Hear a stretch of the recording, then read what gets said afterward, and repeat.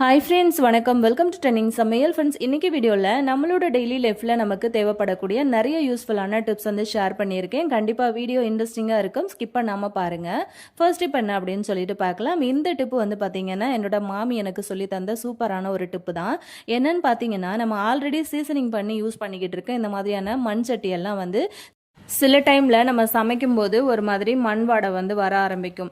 இப்போ நீங்கள் ரொம்ப நாளாக யூஸ் பண்ணாமல் வச்சுட்ருக்க மண் சட்டி எடுத்து சமைக்கும் போதும் இந்த வாடை வந்து வரும். அது மட்டும் இல்லாமல் இப்போ நீங்கள் புதுசாக மண் சட்டி வாங்கி சீசனிங் பண்ணிவிட்டு சமைக்க போகிறீங்க அப்படின்னா கண்டிப்பாக இந்த ஒரு டிப்பை மட்டும் ஃபாலோ பண்ணி பாருங்கள். அதுக்கப்புறம் உங்களோட மண் சட்டியில் வந்து எந்த விதமான மண் வாடையுமே வரவே வராது. இப்போ அதுக்கு நம்ம என்ன பண்ணலான்னு பார்த்தீங்கன்னா, ஸ்டவ் ஆன் பண்ணிவிட்டு இந்த மாதிரி மண் சட்டியை நான் வந்து அடுப்பில் வச்சுருக்கேன். சட்டி வந்து லைட்டாக சூடாகட்டும். சூடானதுக்கு அப்புறமா இந்த மாதிரி தேங்காய் துருவல் இருக்குது பார்த்தீங்களா, அது வந்து அந்த சட்டியில் நம்ம எடுத்து சேர்த்துக்கலாம். நம்ம ஃப்ரெஷ்ஷாக வந்து சமைக்கிறதுக்கு துருவன தேங்காய் இருக்கும் இல்லையா, அந்த தேங்காய் வந்து யூஸ் பண்ணிக்கோங்க. இப்போ இந்த மாதிரி நீங்கள் தேங்காய் துருவி போட்டு அந்த மண் சட்டியில் கொஞ்சம் நேரம் நல்லா வறுத்ததுக்கு அப்புறமா நீங்கள் அந்த சட்டியை நீங்கள் சமையலுக்கு யூஸ் பண்ணீங்க அப்படின்னா, எப்போவுமே நீங்கள் வந்து சமைக்கிறதுக்கு எடுக்கும்போது உங்களுக்கு அந்த தேங்காவோட வாசம் மட்டும்தான் வரும். அதாவது அந்த தேங்காய் எண்ணெய் வாசனை வரும் பார்த்தீங்களா, அந்த ஸ்மெல் மட்டும்தான் வரும். அதுக்கப்புறம் உங்களுக்கு அந்த மண் வாடை அப்படிங்கிறது அந்த சட்டியில் வரவே வராது. இது நான் ட்ரை பண்ணி பார்த்ததுக்கு அப்புறம் தான் நான் உங்ககிட்ட இந்த டிப்பை வந்து ஷேர் பண்ணியிருக்கேன். நிறைய பேர் வந்து ரீசெண்ட் டைமில் கூட நம்ம வீடியோஸில் கேட்டிருந்தீங்க, மண் சட்டியில் நம்ம என்னதான் சீசனிங் பண்ணி சமைக்கிறோம் அப்படின்னாலுமே மண் வாடை வந்து வந்துகிட்டே இருக்குது, அதுக்கு என்ன பண்ணலாம் அப்படின்னு சொல்லிட்டு கண்டிப்பாக இந்த டிப்பை வந்து நீங்கள் கண்ணை மூடிட்டு ட்ரை பண்ணி பார்க்கலாங்க. செம்ம எஃபெக்டிவான ஒரு ரிசல்ட் கொடுக்குது. இப்போ பார்த்தீங்கன்னா கொஞ்சம் நேரத்துக்கு அந்த தேங்காயை வந்து உள்ளே போட்டுட்டு நீங்கள் அந்த மாதிரி வந்து வறுத்து விட்டுட்டே இருங்க. கொஞ்சம் நேரம் அந்த தேங்காய் வந்து வறுபடும் போதே அதில் இருந்து அந்த எண்ணெய்லாம் வந்து பிரிய ஆரம்பிக்கும். அது மட்டும் இல்லாமல் உங்களுக்கு அந்த தேங்காயோட கலருமே வந்து கொஞ்சம் கொஞ்சமாக சேஞ்ச் ஆகிக்கிட்டே வரும். அப்படி சேஞ்ச் ஆகும்போது நல்லா கமன்னு தேங்காய் பூ வாசனை வந்து வீடு ஃபுல்லாக பரவ ஆரம்பிக்கும். அந்த டைமில் பார்த்தீங்கன்னா நமக்கு வந்து தேங்காய் வந்து தீய விட்டுறக்கூடாது. இந்த மாதிரி நல்ல கொஞ்சம் கோல்டன் கலர் வந்ததுக்கப்புறமா நீங்கள் ஸ்டவ் ஆஃப் பண்ணிவிட்டு இந்த தேங்காயை வந்து தனியாக எடுத்துக்கலாங்க. இந்த மாதிரி பண்ணும்போது அந்த தேங்காய் பூவோட வாசம் மட்டும்தாங்க உங்களோட சமையலில் இருக்கும். கண்டிப்பாக இது வந்து நீங்கள் இது வரைக்குமே ட்ரை பண்ணல அப்படின்னா ட்ரை பண்ணி பாருங்கள். அப்படி உங்கள் ஃப்ரெண்ட்ஸுக்கும் இந்த டிப்பு வந்து தேவைப்படும்னு நினச்சிங்கன்னா அவங்களுக்கும் ஷேர் பண்ணிக்கோங்க.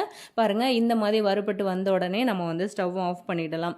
இப்போது இந்த சட்டி வந்து நான் ஆல்ரெடி சீசனிங் பண்ணி சமைச்சிக்கிட்டு இருக்கிறது அப்படிங்கிறதுனால நான் இந்த தேங்காயை வந்து வேஸ்ட் பண்ணலை. நான் அப்படியே வந்து இந்த தேங்காய் இந்த வருத்தம் இல்லையா, அதை வந்து தனியாக ஒரு பிளேட்டில் கொட்டிக்கிட்டு அது கூட வந்து கொஞ்சமாக சுகர் வந்து ஆட் பண்ணிக்கிட்டு அதை வந்து நம்ம வேஸ்ட் பண்ணாமல் நம்ம ஏதாவது இப்போது கொழுக்கட்டையோ ஏதோ ஒன்று நம்ம பண்ணுறோம் அப்படின்னா அதுக்குள்ளே ஸ்டஃபிங்காக கூட யூஸ் பண்ணலாம். இல்லைனா சப்பாத்திக்கு தோசைக்கு அப்படின்னு கூட நீங்கள் வந்து தொட்டுக்கலாம். ரொம்ப டேஸ்ட்டாக இருக்கும். தூக்கி போடணும் அப்படின்னு அவசியம் கிடையாது. இல்லை புதுசாக நீங்கள் வந்து மண்சட்டி வந்து சீசனிங் பண்ணிவிட்டு இந்த மாதிரி ப்ராசஸ் பண்ணுறீங்க அப்படின்னாலுமே தேங்காய் அந்த மாதிரி வறுக்கும் போது அதை தூக்கி போடணும் அப்படின்னு அவசியம் கிடையாது. சாப்பிட்றதுக்கு ரொம்ப டேஸ்ட்டாக இருக்கும். கண்டிப்பாக இது மாதிரி நீங்களும் ட்ரை பண்ணி பாருங்கள். இந்த ஐடியா பிடிச்சிருந்தது அப்படின்னா மறக்காமல் இந்த வீடியோக்கு ஒரு லைக் கொடுத்துட்டு அப்படியே உங்கள் ஃப்ரெண்ட்ஸ் அண்ட் ஃபேமிலி மெம்பர்ஸோடையும் இந்த வீடியோ வந்து ஷேர் பண்ணிக்கோங்க. நம்ம இப்போ நெக்ஸ்ட் டிப் என்ன அப்படின்னு சொல்லிட்டு பார்க்கலாம். இன்றைக்கி நம்ம ரேசன் பச்சரிசி மட்டுமே யூஸ் பண்ணி பூ போல் இடியாப்பம் எப்படி பண்ணுறதுன்னு பார்க்கலாமா. ஒரு டம்ளர் அளவுக்கு ரேசன் பச்சரிசியை ஒரு 10 நிமிஷத்துக்கு நான் ஊற வச்சு எடுத்திருக்கேன். தண்ணியை நல்லா அலசி எடுத்துக்கோங்க. ஒரு 3-4 தடவை அந்த அரிசியை தண்ணியில் நல்லா கழுவுனதுக்கு அப்புறமா நம்ம இதை வந்து அரைக்கிறதுக்கு ஸ்டார்ட் பண்ணிடலாம். இப்போ நம்ம ஒரு மிக்சி கப்பில் கொஞ்சமாக தண்ணியோடு சேர்த்தே அதில் உள்ளே வந்து சேர்த்துக்கோங்க. மிக்சி கப்பில் சேர்த்ததுக்கு அப்புறமா இதை வந்து நல்லா நைஸாக இதை வந்து அரைச்சி எடுத்துகிட்டு வந்துடுங்க. உங்களுக்கு பார்க்கும்போது நல்லா தோசை மாவோட பதத்துக்கு இருக்கணும். கொரன்னு இல்லாமல் நல்லா சாஃப்டாக இருக்கிற மாதிரி மாவை பார்த்து அரைச்சி எடுத்துக்கோங்க. இது கூட ஒரு பிஞ்ச் அளவுக்கு நான் உப்பு வந்து சேர்த்துருக்கேன். உங்களுக்கு எவ்வளோ உப்பு தேவைப்படுதோ அந்த அளவுக்கு வந்து மாவில் சேர்த்துக்கோங்க. அரைச்சி எடுத்ததுக்கு அப்புறமா பார்த்தீங்கன்னா உங்களுக்கு இந்த மாதிரி இருக்கும். ஸோ இதை வந்து நம்ம என்ன பண்ணலாம் அப்படின்னு பார்த்தீங்கன்னா, இப்போ நான் வந்து ஸ்டவ் ஆன் பண்ணிவிட்டு இந்த மாதிரி ஒரு பேன் அடுப்பில் வச்சுருக்கேன். முடிஞ்ச வரைக்கும் நான்ஸ்டிக் கடாய் இருந்துச்சு அப்படின்னா அதை யூஸ் பண்ணிக்கோங்க. இப்போ ஒரு 1/4 கப் அளவுக்கு தண்ணி வந்து அதில் வந்து சேர்த்துருக்கேன். அந்த கடாயில் சேர்த்துட்டு அந்த தண்ணி வந்து கொதிக்கும் போது ஒரு 2-3 ட்ராப்ஸ் அளவுக்கு நல்லெண்ணெய் வந்து சேர்த்துக்கோங்க. மாவு வந்து ஒட்டாமல் பிசுபிசுப்பு தன்மை இல்லாமல் நல்லா வரும். ஸோ அதுக்காக அதே மாதிரி இடியாப்பத்தில் நல்ல ஒரு வாசமும் வரும். இப்போது அந்த தண்ணி வந்து கொதிக்கும் போது கொஞ்சம் கொஞ்சமாக அந்த நம்ம அரைச்சி எடுத்து வச்சு அந்த இடியாப்ப மாவை உள்ளே சேர்த்துக்கோங்க. சேர்த்துட்டு அடுப்பை நல்லா மீடியம் ஃப்ளேமில் வச்சுட்டு இந்த மாதிரி வந்து கலந்து கொடுத்துட்டே இருங்க. ஒரு 2-3 நிமிஷத்துலேயே பார்த்தீங்க அப்படின்னா கலந்து கொடுக்கும் போதே மாவு உங்களுக்கு நல்லாவே வெந்து வந்துடும். நம்ம இதுக்காக அப்படின்னு சொல்லிட்டு இடியாப்பம் மாவு வந்து அரைச்சி ஸ்டாக் வச்சு தான் நம்ம வந்து இடியாப்பம் செய்யணும் அப்படின்லாம் அவசியம் கிடையாது. இடியாப்பம் செய்யணும் அப்படின்னு நினைக்கிறீங்க அப்படின்னா வீட்டில் மாவும் இல்லை அப்படின்னும் போது இந்த மாதிரி வந்து ட்ரை பண்ணி பாருங்கள். நான் இன்றைக்கி சேர்த்துருக்கிறது ரேஷனில் வந்து கொடுப்பாங்க இல்லையா பச்சரிசி, ஸோ அதுதான் வந்து எடுத்திருக்கேன். உங்ககிட்ட ரேஷன் பச்சரிசி இல்லை அப்படின்னாலுமே இப்போ இட்லி அரிசி, சாப்பாட்டு அரிசி எதில் வேணாலுமே நம்ம வந்து இடியாப்பம் செய்யலாம். சேம் ஒரே டேஸ்ட்டு தான் இருக்கும், நல்லாயிருக்கும். ட்ரை பண்ணி பாருங்கள். மாவு வந்து இந்த அளவுக்கு வந்ததுக்கப்புறமா கொஞ்சமாக நல்லெண்ணெய் தடவிட்டு மாவு வந்து அப்படியே அமர்த்தி நான் இதை வந்து மூடி வச்சிடுறேன் ஒரு 10 நிமிஷத்துக்கு. மாவு வந்து கொஞ்சம் கை பொறுக்கிற ஸ்டேஜ், அதாவது அந்த சூடு கொஞ்சமாக கை பொறுக்கிற ஸ்டேஜில் வந்து வரும்போது நம்ம இதை வந்து பிசைய ஆரம்பிச்சிடலாம். லைட்டாக கையில் வந்து ஆயில் அப்ளை பண்ணிக்கோங்க. அதுக்கப்புறம் ஒரு 2-3 நிமிஷத்துக்கு இந்த மாதிரி பிசைஞ்சு கொடுத்துடலாம். பிசைஞ்சு விட்டதுக்கப்புறமா இதை வந்து நம்ம ஒரு 2-3 போர்ஷனாக இதை வந்து தனியாக பிரித்து எடுத்துக்கலாம். இந்த மாதிரி செய்யும் போது இடியாப்பம் வந்து நல்ல டேஸ்ட்டாக நல்லா சாஃப்டாக வருங்க. 2 நாள் ஆனாலுமே நல்லா சாஃப்டாகவே இருக்கும். நினச்ச உடனே இடியாப்பம் செஞ்சிடலாம். வீட்டில் இந்த மாதிரி அரிசி இருந்துச்சு அப்படின்னாலே போதும். டக்குன்னு அது ஊறுறதுக்கும் உங்களுக்கு டைம் எடுக்காது. ஒரு 10 நிமிஷத்துலேயே உங்களுக்கு நல்லா ஊறி வந்துடும். ஒரு 2-3 போர்ஷனாக நான் வந்து பிரிச்சுக்கிட்டேன். இப்போ இந்த மாதிரி வந்து குழல் தான் எடுத்திருக்கேன். இடியாப்பு குழல் நான் இது தான் எப்போவுமே யூஸ் பண்ணுவேன். கொஞ்சமாக உள்ளுக்குள்ளே வந்து ஆயில் அப்ளை பண்ணியிருக்கேன். இப்போ நம்ம எடுத்து வச்சுருக்கிற மாவை வந்து உள்ளுக்குள்ளே சேர்த்துடலாம். நம்ம சேனலில் எப்போ இடியாப்பம் வீடியோ நம்ம ஷேர் பண்ணோம் அப்படின்னாலுமே இந்த தட்டை பற்றி நிறைய பேர் வந்து கேட்குறீங்க. இந்த தட்டு வந்து பார்த்திங்கன்னா ஃப்ளிப்கார்ட்டில் தான் நான் வந்து வாங்கினேன். இது வந்து டக்குன்னு அவுட் ஆஃப் ஸ்டாக் வந்து போயிடுது. இது வந்து பனை ஓலையில் வந்து ரெடி பண்ணி வர்றதுனால இது வந்து உடம்புக்கு ரொம்பவே நல்லது, ரொம்ப ஆர்கானிக்காக இருக்கிறதுனால இந்த பிளேட் வந்து இடியாப்பத்துக்காக அதிகமாக யூஸ் பண்ணுவாங்க. ஸோ அதுதான் நான் வந்து ஆர்டர் பண்ணி வாங்கியிருந்தேன். ஒரு 6-7 பிளேட்டுக்கிட்ட இது வந்து வருது. விலையுமே ரொம்ப கம்மி ப்ரைஸ் தான் வந்து வருது. வேணும்னா சொல்லுங்கள், நான் டிஸ்கிரிப்ஷனில் இதோட லிங்க்கும் வந்து ஷேர் பண்ணுறேன். கண்டிப்பாக உங்களுக்கு இந்த பிளேட் வந்து தேவைப்படுச்சு அப்படின்னா நீங்கள் வந்து தாராளமாக அதை கிளிக் பண்ணி வாங்கிக்கலாம். இந்த தட்டில் இடியாப்பம் செய்யும்போது என்ன ஒரு ப்ளஸ் அப்படின்னா, நமக்கு இடியாப்பம் வந்து அந்த தட்டில் ஒட்டவே ஒட்டாது. இப்போ நான்ஸ்டிக் கடாயில் எந்த அளவுக்கு ஒட்டாமல் வருதோ அதே மாதிரி இந்த தட்டிலையும் ஒட்டாது.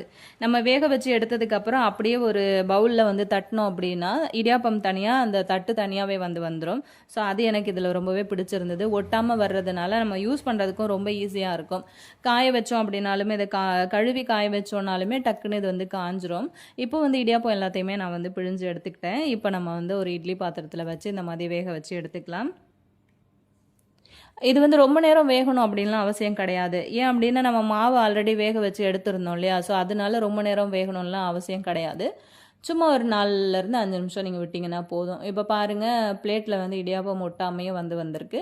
அது மட்டும் இல்லாமல் எந்த அளவுக்கு நல்லா சாஃப்டாக கலண்டு வருது அப்படிங்கிறது உங்களுக்கு பார்க்கும்போதே தெரியும் அப்படின்னு நினைக்கிறேன். இதுக்கு மேலே இடியாப்பம் பண்ணணும் அப்படின்னா மாவு வந்து கடையில் வாங்கிட்டு வந்து தான் பண்ணணும் அப்படின்ற வரைக்குமே வெயிட் பண்ணாமல் வீட்டில் ஒரு டம்ளர் அரிசி இருந்துச்சு அப்படின்னா பட்டுன்னு எடுத்து ஊற வச்சு சட்டுன்னு ஒரு இடியாப்பத்தை நீங்கள் ட்ரை பண்ணி பாருங்கள். கண்டிப்பாக உங்களுக்கு ரொம்பவே யூஸ்ஃபுல்லாக இருக்கும்னு நினைக்கிறேன் இந்த ஐடியா. பாருங்கள், கையில் நான் நல்லா ப்ரெஸ் பண்ணி காமிக்கிறேன். நல்லா சாஃப்டாகவே இருந்தது. சாப்பிட்றதுக்கும் ரொம்பவே பஞ்சு போல் இருந்ததுங்க. இது வரைக்கும் நீங்கள் இந்த மாதிரி ட்ரை பண்ணலன்னா ஒரு தடவை வந்து ட்ரை பண்ணி பாருங்கள். நம்ம இப்போ நெக்ஸ்ட் டிப் என்னென்னு பார்க்கலாம். இடியாப்பம் அச்சு இல்லை அப்படின்னா இந்த மாதிரி கொட்டாங்குச்சை யூஸ் பண்ணி அழகாக நீங்கள் வந்து இடியாப்பம் பண்ணிக்கலாம். இப்போது அந்த 2-3 கண் இருக்கும் பார்த்தீங்களா, அந்த மாதிரி வந்து கொட்டாங்குச்சி இருந்தது அப்படின்னா எடுத்து அந்த கண்ணில் வந்து ஓட்டை போட்டிங்கன்னா அழகாக உங்களுக்கு வந்து ஓட்டை விழுந்துடும். அந்த மாதிரி ஓட்டை போட அந்த மாதிரி கண் வச்ச கொட்டாங்குச்சி இல்லை அப்படின்னா நார்மலாக இந்த மாதிரி இருக்கிறதுல ஒரே ஒரு ஆணி மட்டும் வச்சு லைட்டாக நடுவில் தட்டினீங்க அப்படின்னா, சுத்தியில் வச்சு லைட்டாக தட்டும்போது சின்னதாக ஒரு ஓட்டை வந்து வந்துடும். அதுக்கப்புறம் இதை வந்து வாஷ் பண்ணிவிட்டு எண்ணெய் தடவி நான் வந்து எடுத்து வச்சுருக்கேன். இப்போ இதுக்குள்ளே நம்ம வந்து இடியாப்பம் பிழிஞ்சு விட்டுடலாம். இது இப்போ தான் தேங்காய் வந்து துருவினதுக்கப்புறமா நான் வந்து எடுத்தேன். இதில் வந்து செய்யும்போது ஃப்ளேவர் நல்லாயிருக்கும். டேஸ்ட் வைஸ் பார்த்திங்கன்னா அல்டிமேட்டாக இருக்கும். எக்ஸ்ட்ரா கொஞ்சம் டேஸ்ட் கிடச்ச மாதிரி இருக்கும். இதில் வந்து செஞ்சு கொடுக்கும்போது கிட்ஸுக்கெல்லாம் ரொம்பவே பிடிக்கும். ஃபஸ்ட்டு வந்து இடியாப்பத்தை நம்ம பிழிஞ்சு விட்டுட்டு ஒரு லேயர் தேங்காய் வந்து சேர்த்துருக்கேன். நல்லா ஃப்ரெஷ்ஷாக துருவி எடுத்த தேங்காய் வந்து சேர்த்துக்கோங்க. அதுக்கு மேலே இந்த மாதிரி நாட்டு சக்கரை வந்து சேர்த்துக்கோங்க. அதுக்கு மேலே ஒரு லேயர் இடியாப்பத்தை இந்த மாதிரி பிழிஞ்சு விட்டுக்கோங்க. இந்த மாதிரி ஒரு 4லேருந்து 5 கொட்டாங்குச்சி கூட நீங்கள் வந்து யூஸ் பண்ணி அழகாக இடியாப்பம் வந்து பிழிஞ்சு விட்டுக்கலாம். நிறைய பேர் வந்து இட்லி பாத்திரத்தில், அதாவது இட்லி பிளேட்டில் வந்து பிழிவாங்க. அதை விட உங்களுக்கு ஃப்ளேவரும் டேஸ்ட்டும் ரொம்ப சூப்பராக இருக்கும். இந்த மாதிரி வந்து ட்ரை பண்ணி பாருங்கள். இதுக்கு மேலே அச்சு இல்லை அப்படின்னாலுமே, அதாவது பிழியறதுக்கான அந்த பிளேட் இல்லை அப்படின்னாலுமே கவலைப்படாமல் இந்த மாதிரி வீட்டில் கொட்டாங்குச்சி இருந்தது அப்படின்னா நீங்கள் வந்து அழகாக இதில் வந்து பிழிஞ்சு விட்டு செஞ்சு பாருங்கள். ரொம்ப ரொம்ப டேஸ்ட்டாக இருக்கும். டிஃப்ரெண்ட்டாகவும் இருக்கும் சாப்பிட்றதுக்கு. குழந்தைங்களுக்கு ரொம்ப பிடிக்கும். நம்ம சேர்த்து அந்த தேங்காய், அதுக்கப்புறம் வந்து அந்த நாட்டு சக்கரை எல்லாம் சேர்ந்து நல்லா அந்த சூட்டில் மெல்ட் ஆகிட்டு சாப்பிட்றதுக்கு சாப்பிட்றதுக்கே அவ்வளோ டேஸ்ட்டாக இருக்கும். அடம் பிடிக்கிற குழந்தைங்களுக்கு நீங்கள் இந்த மாதிரி செஞ்சு பாருங்கள். எவ்வளோ சாப்பிட்றாங்க அப்படிங்கிறதே தெரியாத அளவுக்கு ரொம்பவே லைக் பண்ணி சாப்பிடுவாங்க.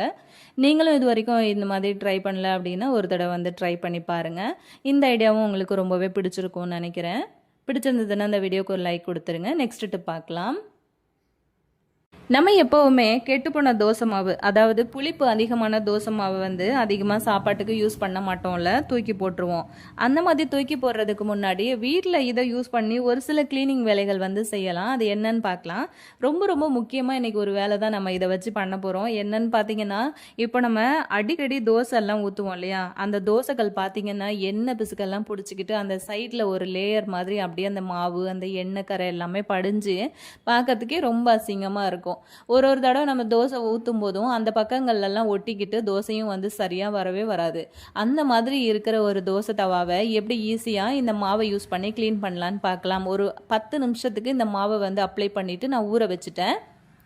ஊறினதுக்கு அப்புறமா எடுத்து பார்த்தோம் அப்படின்னா அந்த எண்ணெய் பிசுக்கு எல்லாமே அந்த மாவோட சேர்ந்து நல்லாவே வந்து ஊறி வந்திருக்கும். இப்போ லைட்டாக கை வச்சு நல்லா இப்படி தேய்ச்சி விட்டுட்டு ஒரு கத்தி யூஸ் பண்ணி அந்த எண்ணெய் பிசுக்கு எல்லாத்தையும் எப்படி நம்ம எடுக்கிறதுன்னு சொல்லிட்டு பார்க்கலாங்க. இப்போ இதுக்காக பார்த்தீங்க அப்படின்னா நான் ஒரு கத்தி தான் வந்து எடுத்திருக்கேன். கத்தியில் வந்து நம்ம சுரண்டி எடுக்கும்போது ரொம்ப ஈஸியாகவே நமக்கு வந்துடும். ஆல்ரெடி இது மாவில் நல்லா ஊறி இருக்கிறதுனால நமக்கு கஷ்டமே இருக்காது. நல்ல ஷார்ப்பாக இருக்க மாதிரி ஒரு கத்தி எடுத்துட்டு அந்த தோசைக்கல்லோட ஓரப்பகுதியில் இப்படி வச்சு இழுத்துட்டே வந்தீங்க அப்படின்னா அந்த படிஞ்சிருக்கிற அந்த லேயர் அந்த மாவு அந்த எண்ணெய் பிசுக்கு எல்லாமே உங்களுக்கு ரொம்ப சூப்பராக விட்டு வந்துடும். எப்போவுமே வந்து தோசைக்கல்லோட ஓரத்தில் மட்டும்தான் நீங்கள் இந்த மாதிரி பண்ணி க்ளீன் பண்ணணும். நடுவில் வந்து கத்தி போட்டுறக்கூடாது, டேமேஜ் ஆகிடும் கல். அதுக்கப்புறம் நமக்கு தோசை வர்றதுலையும் பிரச்சனை ஆகிடும். ஸோ ஒட்டிக்கிட்டு வந்து வர ஆரம்பிச்சிடும். அந்த மாதிரி செய்யாமல் இந்த ஓரத்தில் மட்டும் இப்படி வந்து பண்ணி விட்டீங்க அப்படின்னா அந்த பிடிச்சிட்டு இருக்க அந்த கரைகள் எல்லாமே உங்களுக்கு ரொம்ப ஈஸியாக விட்டு வந்துடும். எந்த அளவுக்கு வந்து விட்டு வந்திருக்கு அப்படிங்கிறது உங்களுக்கு பார்க்கும்போது நல்லா தெரியும்னு நினைக்கிறேன். ஃபுல்லாகவே நான் வந்து அந்த மாதிரி வச்சு எடுத்துட்டேன். இப்போ அந்த கல்லை வந்து நம்ம வாஷ் பண்ணிடலாம். ஃபர்ஸ்ட் நான் வந்து மாவு அப்ளை பண்ணும்போது அந்த கல் எப்படி இருந்துச்சு அப்படிங்கிறத பார்த்துருப்பீங்க. இப்போ வந்து எந்த அளவுக்கு நல்லா பளிச்சுன்னு க்ளீன் ஆகிருக்குன்னு தெரியும் உங்களுக்கு. கடையில் நம்ம வாங்கிட்டு வரும்போது எந்த அளவுக்கு நல்லா பளிச்சுன்னு புதுசு போல் இருந்துச்சோ அதே மாதிரி நல்லா சூப்பராக வந்து கிடச்சிருச்சு தோசைக்கல். ஸோ தூக்கி போடுற மாவை வந்து இதுக்காக யூஸ் பண்ணிக்கோங்க. இந்த மாதிரி பண்ணினதுக்கு அப்புறமா ஒரு கைப்பிடி அளவுக்கு தூளுப்பு கல்லுப்பு இந்த மாதிரி ஏதாவது எடுத்துக்கோங்க. எடுத்துக்கிட்டு தோசைக்கல்ல நல்லா ஃபுல்லாக இந்த மாதிரி அப்ளை பண்ணி தேய்ச்சி விட்டுட்டு ஒரு தடவை வாஷ் பண்ணிக்கோங்க. அதுக்கப்புறம் நார்மலாக நம்ம வந்து தோசை ஊற்றுற மாதிரி நீங்கள் வந்து தோசை ஊற்றிக்கலாம். இந்த மாதிரி செய்யும்போது உங்களுக்கு ரொம்பவே கஷ்டம் இல்லாமல் தோசைக்கல் நல்லா பளிச்சுன்னு க்ளீன் ஆகிடும். இந்த ஐடியாவும் உங்களுக்கு பிடிச்சிருக்கும் அப்படின்னு நினைக்கிறேன். பிடிச்சிருந்தது அப்படின்னா மறக்காமல் இந்த வீடியோக்கு ஒரு லைக் கொடுத்துருங்க. அப்படியே உங்கள் ஃப்ரெண்ட்ஸ் அண்ட் ஃபேமிலி மெம்பர்ஸோடையும் வந்து இந்த வீடியோ வந்து ஷேர் பண்ணிக்கோங்க. இனிமேல் நம்ம சேனலை நீங்கள் சப்ஸ்கிரைப் பண்ணாமே வந்து பார்த்துட்ருக்கீங்க அப்படின்னா சேனலை மறக்காமல் சப்ஸ்கிரைப் பண்ணிக்கோங்க. இப்போ நம்ம அடுத்த டிப் என்னன்னு பார்க்கலாம். வெண்டைக்காய் வந்து எப்போவுமே ஃப்ரெஷ்ஷாக இருக்கும்போதே நம்ம வந்து சமைச்சிடணும். ஒரு 2-3 நாள் கழித்து சமைக்கலாம் அப்படின்னு விட்டுட்டோம்னா ஒரு மாதிரி வாடி போயிடும் இல்லையா, ரொம்ப வாடின மாதிரி இருக்கும். ஸோ அதை வந்து எப்படி இன்ஸ்டண்ட்டாக நம்ம உடனே ஃப்ரெஷ்ஷாக மாற்றுறது அப்படிங்கிறது தான் பார்க்க போகிறோம். இன்றைக்கி இந்த வெண்டைக்காய் எந்த அளவுக்கு வாடி போயிருக்கு அப்படிங்கிறது உங்களுக்கே தெரியும். இதை எப்படி ஈஸியாக சரி பண்ணுறதுன்னு பார்த்தீங்கன்னா, வீட்டில் இருக்கிற ஐஸ் வாட்டரோ இல்லைன்னா ஐஸ் கட்டியோ மட்டும் போதுங்க. அது கொஞ்சமாக எடுத்துக்கிட்டு இந்த வெண்டைக்காய்க்கு மேலே வந்து போட்டு விட்டுட்டிங்க அப்படின்னா இன்ஸ்டண்ட்டாக ஒரு 5 நிமிஷத்தில் உங்களுக்கு டக்குன்னு இது வந்து ஃப்ரெஷ்ஷாக மாறிடும். கடையிலேருந்து வாங்கிட்டு வரும்போது உங்களுக்கு எந்த அளவுக்கு ஃப்ரெஷ்ஷாக இருக்கோ அதே மாதிரியே உங்களுக்கு கிடைக்கும். இந்த ஐடியா உங்களுக்கு இது வரைக்கும் தெரியாமல் இருந்துச்சு அப்படின்னா மறக்காமல் இந்த வீடியோக்கு ஒரு லைக் கொடுத்துருங்க. அப்படியே உங்கள் ஃப்ரெண்ட்ஸ் அண்ட் ஃபேமிலி மெம்பர்ஸோடையும் இந்த வீடியோ வந்து ஷேர் பண்ணிக்கோங்க.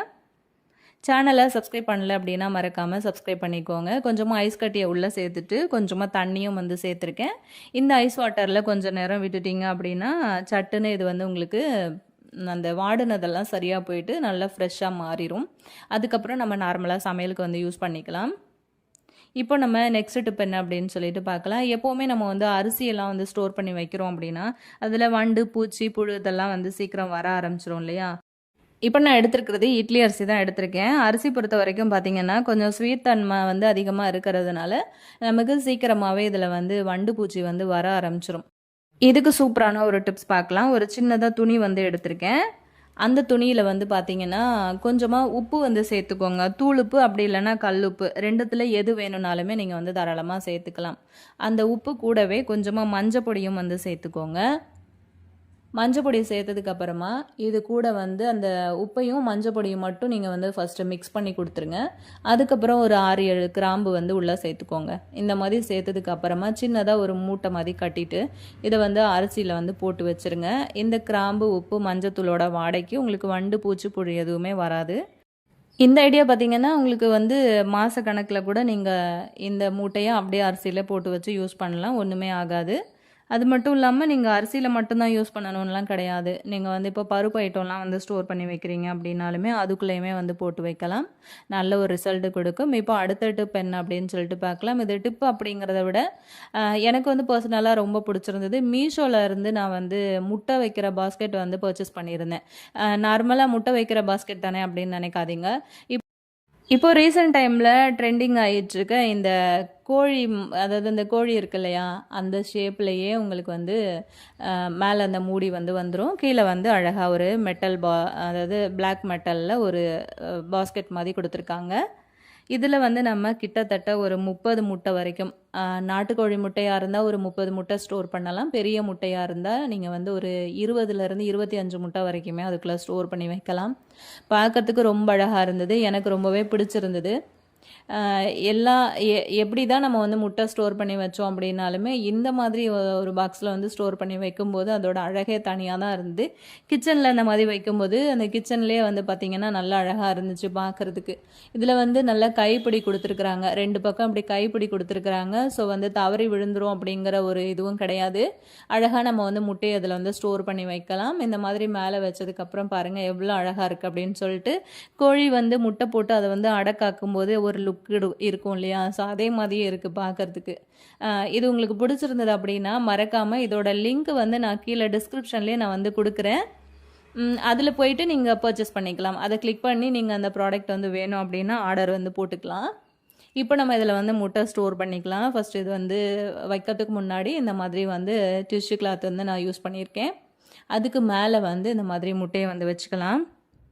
இந்த மாதிரி செய்யும்போது கண்டிப்பாக நமக்கு வந்து முட்டையும் உடஞ்சி போகாது, எடுக்கும் போதும் கீழே தவறி விழுகாது.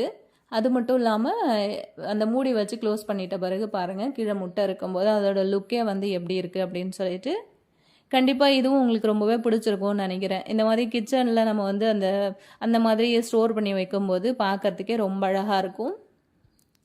வேணும் அப்படின்னா மறக்காமல் டிஸ்கிரிப்ஷன் பாக்ஸில் லிங்க் இருக்குது, கிளிக் பண்ணி வாங்கிக்கோங்க. கிச்சனில் வந்து நான் வச்சுருக்கிறதுல ஒரு சில திங்ஸ் எல்லாமே வந்து மீஷோவில் பர்ச்சேஸ் பண்ணி தான் கிச்சன் வந்து ஆர்கனைஸ் பண்ணியிருக்கேன். கிச்சனில் காமிச்சிருக்கிற நிறைய ப்ராடக்டோட டீட்டெயில்டு வீடியோ வந்து என்னோட இன்னொரு சேனலில் ட்ரெண்டிங் தமிழ் டிப்ஸ் அப்படின்னு சொல்லிட்டு இன்னொரு சேனலில் நான் வந்து டீட்டெயிலாக வந்து ஷேர் பண்ணியிருக்கேன். ஸோ அதோட லிங்க்கும் வேணும்னாலும் சொல்லுங்கள், நான் டிஸ்கிரிப்ஷனில் கொடுக்குறேன். நிறைய பேருக்கு வந்து தெரிஞ்சிருக்கும், தெரியாத ஒரு சிலருக்காக சொல்கிறேன். அந்த சேனலில் பார்த்தீங்க அப்படின்னா நிறையா மீஷோ ப்ராடக்ட்டு வந்து ரிவ்யூ வீடியோ வந்து நிறையா இருக்கும். உங்களுக்கு அதெல்லாம் பிடிக்கும் அப்படின்னா ஸோ அதையும் வந்து பாருங்கள். நெக்ஸ்ட் இதே மாதிரி இன்ட்ரெஸ்டிங்கான வீடியோவில் நான் உங்களை மீட் பண்ணுறேன் ஃப்ரெண்ட்ஸ். தேங்க்யூ.